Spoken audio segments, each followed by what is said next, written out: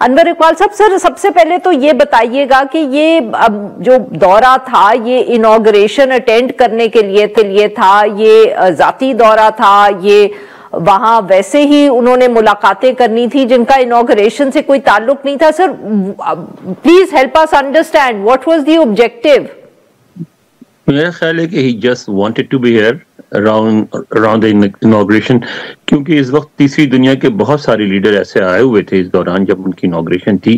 آپ کو پتا ہے انوگریشن میں ایک تو آفیشیل فنکشن ہوتا ہے جس میں صدر خود موجود ہوتا ہے، جس میں اوتھ ٹیکنگ ہوتی ہے، لیکن اس کے علاوہ کوئی 40-50 فنکشنز اور ہوتے ہیں پورے شہر میں، جو بھی وننگ پارٹی ہوتی ہے، ریپبلکن پارٹی کرتی ہے، کوئی کانگریس والے کرتے ہیں، کچھ ایسے لوگ کرتے ہیں جو انڈسٹریز سے وابستہ ہوتے ہیں، تھنک ٹینک والے کرتے ہیں.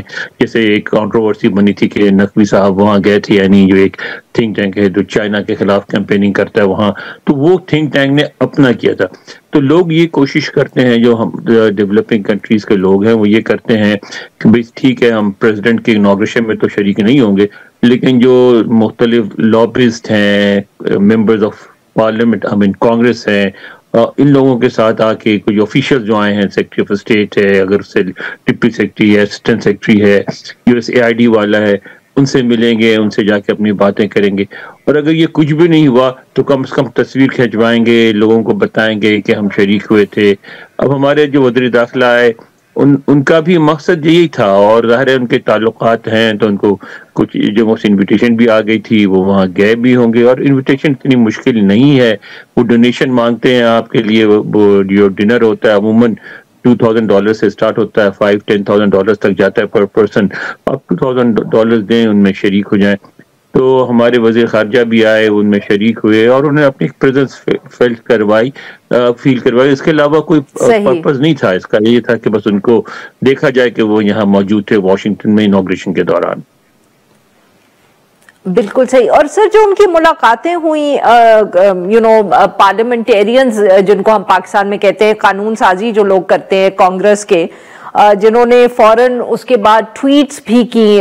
محسن نقوی صاحب کا جو بیان سامنے آیا، انہوں نے کہا کہ وہ دہشت گردی کے خلاف کوآپریشن پر بات کرنے گئے تھے، مگر جو ٹویٹس جس طرح کی سامنے آئی ان لوگوں کی طرف سے، تو obviously اس کی وجہ سے لوگوں نے یہ سمجھا کہ شاید وہ پاکستان کی ڈومیسٹک صورتحال پہ بھی بات انہوں نے کی ہوگی.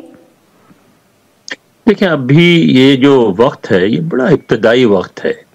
جس وقت وہ آئے تھے اس وقت تو ابھی کمیٹیاں بھی نہیں بنی تھی، شاید ابھی بھی نہیں بنی ہیں. تو آپ کو پتہ ہی نہیں کہ کون فارن ریلیشنز کمیٹی میں ہوگا، کون فارن افیئرز کمیٹی میں ہوگا، کون ٹریجری میں ہوگا. آپ کس سے کیا لابنگ کریں گے؟ یہ تو بہت ہی ابتدائی وقت تھا. اس وقت تو لابنگ نہیں ہو سکتی کیونکہ سب کو اپنی اپنی فکریں لگی ہوئی تھیں.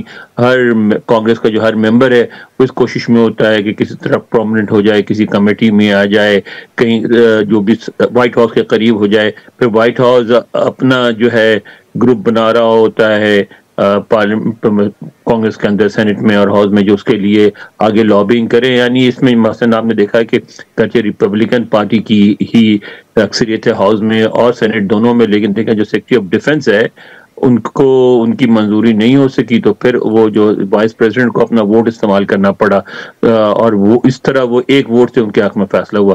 تو وائٹ ہاؤس کو بھی دشواریاں یہاں پیش آتی ہیں اکثریت ہونے کے باوجود. وہ اپنی کوششوں میں لگا ہوتا ہے.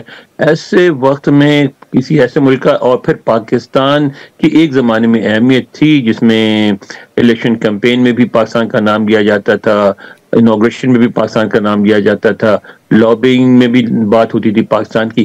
اب تو پاکستان پرائرٹی لسٹ پہ نہیں ہے. پاکستان افغانستان کا کہیں ذکر نہیں ہوا، نہ انوگریشن میں، نہ اس کے بعد، نہ اس سے پہلے، نہ بھی کانگریس میں کوئی ڈسکشن ہو رہی ہے. اگر کوئی بات تھوڑی بہت ہوئی ہے تو وہ یہی ہوئی ہے کہ اس خطے میں جو دہشت گردی ہے اس کو بھی روکنا ہماری پرائرٹی ہے، کہ وہ بھی کنفرمیشن ہیئرنگ کے دوران ہوئی ہے.